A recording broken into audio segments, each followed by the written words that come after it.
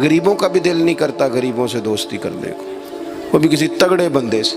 غریب 3-4 غریب مل کے ایک غریب کی مدد کرنی شروع کرے نا تھوڑی تھوڑی، تو ہمیں وزیروں، مشیروں، ایم پی، ایم این اے کی ضرورت ہی نہ رہے۔ امام حسین گزر رہے تھے، امام زین العابدین فرماتے ہیں کچھ لوگ زمین پہ بیٹھ کے روٹی کھا رہے تھے،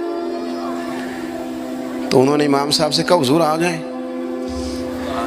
تو امام صاحب گھوڑے سے اترے، زمین پہ بیٹھ گئے، اور جب ان کے ساتھ روٹی کھائی تھوڑی سی، امام علی مقام اٹھنے لگے تو کہنے لگے حضور اور کھائیں، فرمانے لگے قسم بخدا ابھی کھا کے آیا تھا، اور کبھی روٹی کھا کے میں نے فوری طور پہ دوبارہ نہیں کھایا، بیٹھ اس لیے گیا ہوں کہ تمہارا دل نہ ٹوٹ جائے، دل بدستاور کے حج اکبر است۔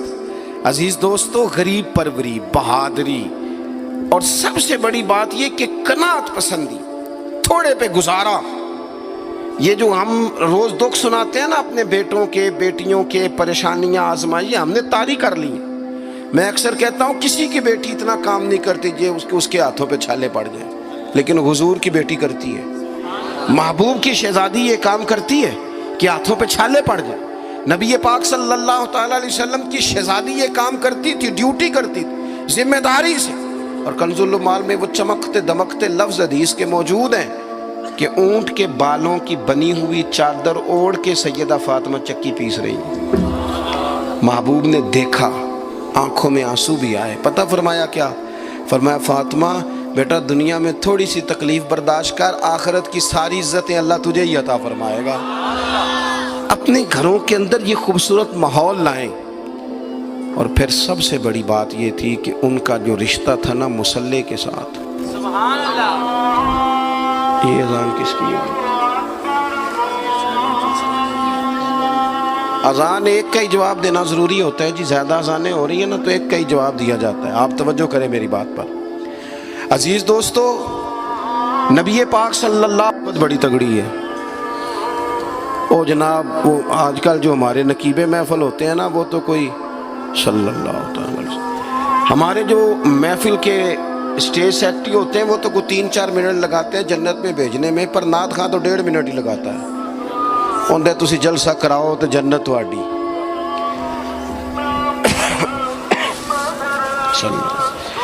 یاد رکھیں کہ نسبت کی مضبوطی ایک بڑی عظمت ہے، اللہ والوں کی نسبت بڑی چیز ہے، اور خدا دے یہ دولت تو یہ بڑی چیز ہے، یہ بڑی چیز ہے۔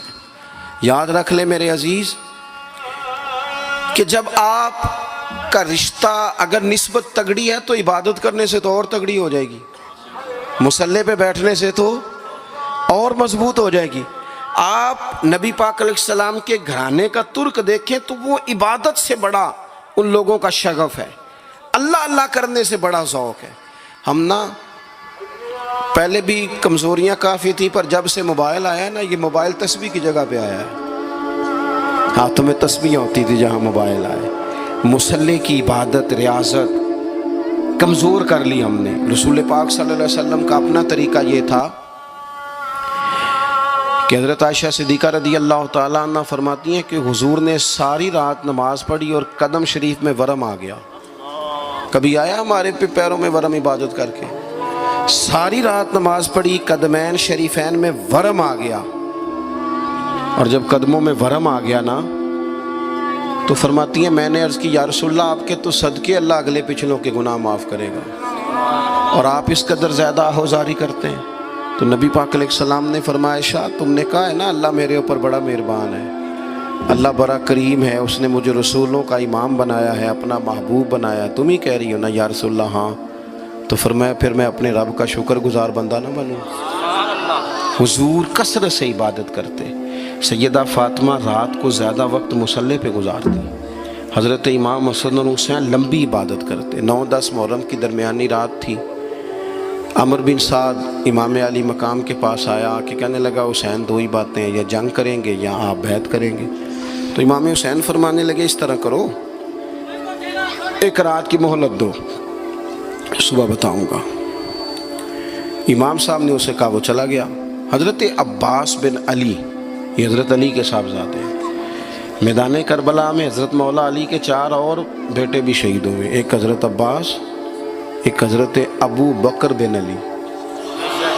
ایک حضرت عمر بن علی، ایک حضرت عثمان بن علی. یہ نام دیکھو کیسے شاندار. اور یہ نام حضرت علی نے نام رکھے اپنے یاروں کے نام پہ ہم نام رکھے. خلفائے ثلاثہ سے عقیدت بتاتی ہے ان کی کتنی. تو حضرت عباس رضی اللہ تعالیٰ عنہ نے آ کے سیدنا امام حسین کی خدمت میں عرض کی، حضور آپ نے جو فیصلہ کرنا ہے نا سویرے، مجھے ابھی پتہ ہے، آپ نے بیعت تو کرنی نہیں، ہونی تو جنگ ہے. تو یا رسول اللہ صلی اللہ علیہ وسلم، اے امام علی مقام رضی اللہ تعالیٰ عنہ، آپ نے رات کی مہلت کیوں لی؟ یہ عجیب لوگ ہیں، پتہ نہیں کیا سوچیں گے، مہلت لینے کی کیا ضرورت تھی؟ کہ میری بات یاد رکھنا جو عرض کر رہا ہوں. امام حسین فرمانے لگے، عباس تیرا کیا خیال ہے، سوچنے کے لیے ٹائم لیا ہے؟ تو حضور پھر کس لیے لیا ہے؟ تو کیا جملے ہیں امام حسین کے. فرمانے لگے، عباس تجھے پتا ہے نا مجھے سجدوں سے بڑا پیار ہے، سجدوں سے پیار ہے، دعاؤں سے پیار ہے، عبادت سے پیار ہے. میرا دل کرتا ہے ایک رات رہ گئی ہے میں رج رج کے سجدے کروں، اپنے مالک کے حضور اپنی پیشانی رکھوں، خوب دعائیں مانگوں. تو ان کا تو عبادت سے اتنا شغف تھا. آخری بات سنیں، یزید تو ظاہری طور پر کلمہ بھی پڑھتا تھا، سارے کام کرتا تھا. امام حسین کیوں نکلے اس کے خلاف؟ اس لیے کہ فاسق و فاجر تھا، شرابی بدکار تھا. صحیح بتانا، صحیح. اس بندے کی جیب میں خود ڈھیر سارے گندے گانے ہوں، وہ امام حسین کے نام کی ایک دیگ پکا لے تو امام حسین خوش ہو جائیں گے؟ جو وہاں لڑکیوں کے اسکول کالج کے سامنے روز کھڑا ہو، وہ کہے کہ میں نے 6 نعرے پورے لگائے امام حسین کے نام کے، تو امام حسین خوش ہو جائیں گے؟ امام حسین کی کاز کیا ہے؟ وہ کہتے ہیں کہ ایسے لوگ جو فاسق و فاجر ہوں، اعلانیہ گناہ کرنے والے، وہ کبھی بھی عنان حکومت پہ آنے نہیں چاہیے. اور اگر ہم سپورٹر ووٹر ان لوگوں کے ہوں، ہم انہی لوگوں کے سپورٹر ووٹر ہوں جو ظالم ہیں، فاسق و فاجر ہیں، اور ہم بات کریں امام حسین کی، ہم سے نہ رقم ہوں گے قصید یزید کے. ہم لوگ تو حسین کے سیرت نگار ہیں. دورنگی چھوڑ کے یک رنگ ہو جا، سراسر موم ہو جا یا سنگ ہو جا، آپ کبھی کسی ظالم کے سپورٹر نہ بنے، کبھی بھی. آپ کو پتہ چل گیا بندہ غلط ہے تو ڈٹنا سیکھیں، کھڑے ہونا سیکھیں. وَلَا تَحْسَبَنَّ اللَّهَ غَافِلًا عَمَّا يَعْمَلُ الظَّالِمُونَ، اللہ ظالموں کے کاموں سے بے خبر نہیں ہے. کبھی کسی ظالم کی سپورٹ نہ کریں، کبھی بھی. میرے نبی پاک علیہ السلام نے فرمایا، جس نے زمین کی ایک بالشت پر ظلم کیا نا، اللہ 7 زمینوں کا طوق بنا کے قیامت کے دن اس کے گلے میں ڈال دے گا.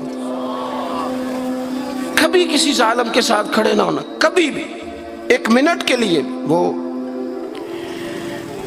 ایک دفعہ ایران کا ایک بادشاہ تھا، تو اس نے سوچا کہ میں اپنے بیٹے کو نا گھوڑ سواری سکھا لی ہے، تیر اندازی سکھائی ہے، تو میں نا اسے دین بھی پڑھاؤں.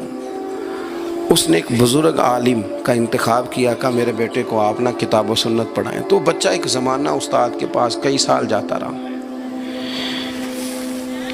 جب اس کی تعلیم مکمل ہو گئی نا، تو ایک دن فارغ ہو گیا، جس طرح ہمارے ہاں چلیں آمین ہوتی ہے یا دستار ہوتی ہے، بچے کی تکمیل ہو گئی. ایک دن ویسے ہی استاد صاحب نے گھر بلایا، کہا پتر میرے پاس آؤ. بچہ چلا گیا تو استاد صاحب نے اندر سے کنڈی لگا لی اور بچے کو کافی سارے تھپڑ مارے، کھینچا، زد و کوب کیا، مارا. بچے نے گھر آ کے والد کو شکایت لگائی تو والد کہنے لگے، پتر تیرے استاد عالم فاضل بندے ہیں، ایسے بلا وجہ مارا، میری سمجھ میں نہیں آتا. ماں کو کہا تو اماں کہنے لگی، پتر تیرا باپ کہتا تو ٹھیک ہے، چلو حالات بدل گئے، زمانہ بیت گیا، وہ بادشاہ فوت ہو گیا، یہ بیٹا تخت پہ بیٹھا. اب وہ درد نہیں جاتا تھا اندر سے کہ استاد نے زیادتی کی میرے ساتھ. اس نے پہلا حکم یہ جاری کیا کہ میرے استاد کو بلاؤ. استاد بڑے بوڑھے ہو گئے تھے، ضعیف تھے، چھڑی پہ جھکے ہوئے. 2 بندے لے کے آئے، استاد جی کو کھڑا کیا، استقبال کیا، کرسی بھی دی. کہنے لگا، استاد جی ناراض نہ ہونا، میں بے اختیار تھا، آپ سے پوچھ نہیں سکا، آج میں نے پوچھنے کے لیے بلایا ہے، میرا قصور کیا تھا؟ استاد صاحب نے یوں آنکھیں کھولی، کہنے لگے، پتر یہ جو آج دن آیا نا، اسی دن کے لیے مارا تھا. یہ جو آج دن آیا ہے نا، اسی دن کے لیے تیری پٹائی کی تھی. کہا استاد جی کیوں؟ کہنے لگے، پتر کتنے کو سال ہو گئے مار کھائی کو، کہا کو 13-14 سال ہو گئے، بھولی تو نہیں نا زیادتی؟ کہا جی بھولی نہیں۔ فرمانے لگے اس لیے تجھے مارا تھا کہ ایک نہ ایک دن تو نے باپ کی جگہ پہ بیٹھنا ہے، پتر خیال رکھنا، اگر میں نے تیرے ساتھ کوئی زیادتی کی تھی، تجھے 14 سال نہیں بھولی، تو بھی کسی کے ساتھ نہ کر بیٹھنا، اسے قیامت تک نہیں بھولے گی، اور ایک عدالت صبح قیامت بھی لگے گی، پھر وہاں جواب دینا ہے، ثم لتسألن یومئذ عن النعیم۔